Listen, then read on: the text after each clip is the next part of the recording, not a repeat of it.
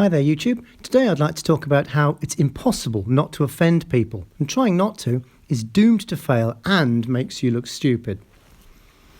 What do I mean by this? Well, exactly as it says in the title, you will always offend somebody with what you say. Now, I'm not suggesting that means that every single person you talk to will be offended by everything you say, but there will always be somebody who has a counter-belief and a counter-understanding of reality to you. So I might go up to somebody and say, that the world is a sphere. And someone will go, no, I'm a member of the Flat Earth Society. No, the Earth's definitely flat. And I could press my point and say, well, no, it's spherical. We have evidence, we have satellite information, gravity calculations, you name it, here you go.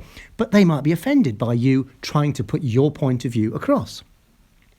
But that's no reason for you not to put your point across. Now, we're now getting to a point which is ridiculous. There are always things which will be deliberately offensive, and they are, again, no reason not to say them, but they're usually said for shock value.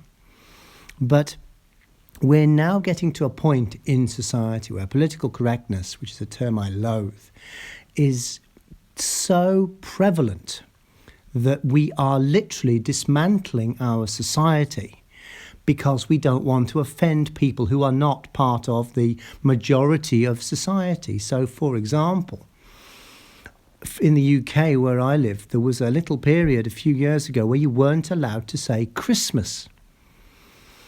I live in a majority white, majority Christian country. We are basically, we follow faith, Church of England, Christmas, Christians, Catholics, etc. It's all about Christmas.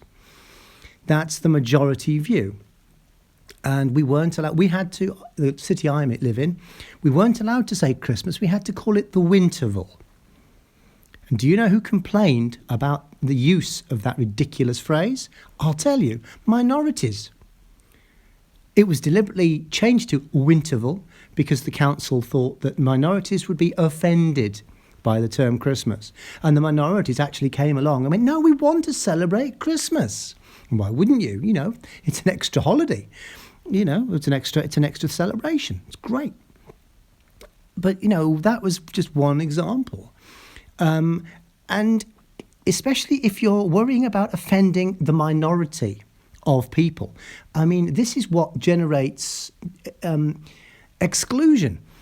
If you have an inclusive thing where you say, this is my society, this is how I live, this is how the majority live in society, that basically opens your arms to anyone who wants to share it. And if you don't want to share it, that's completely fine, but we would rather you did, and this is the situation.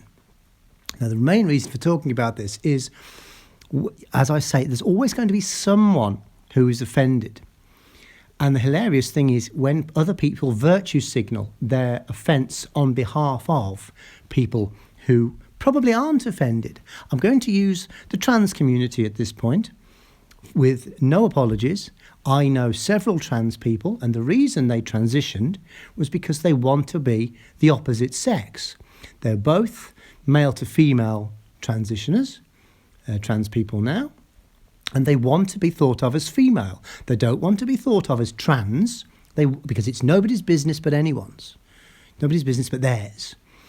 But they want to be thought of as female.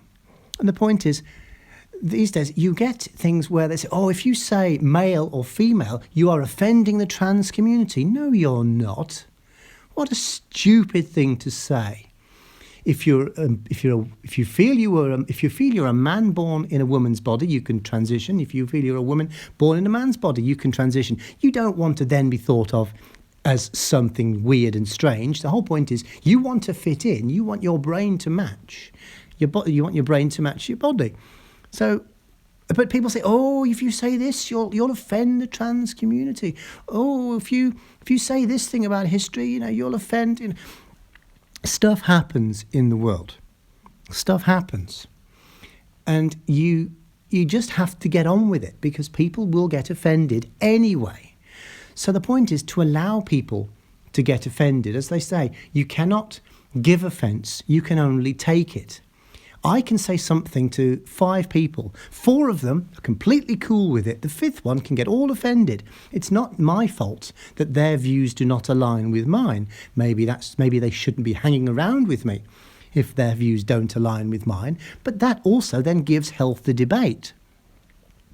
But to be attempting to constantly, I hate the term virtue signal, but again, well, you have to use it, to constantly try not to offend anyone will always lead to failure and leads to a complete stifling of free speech until everyone's terrified of doing everything or anything for anyone.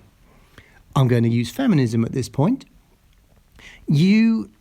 Lots of women are offended, well, feminists are offended when men do things for them. For example, some feminists are offended that men look at women in a lustful way.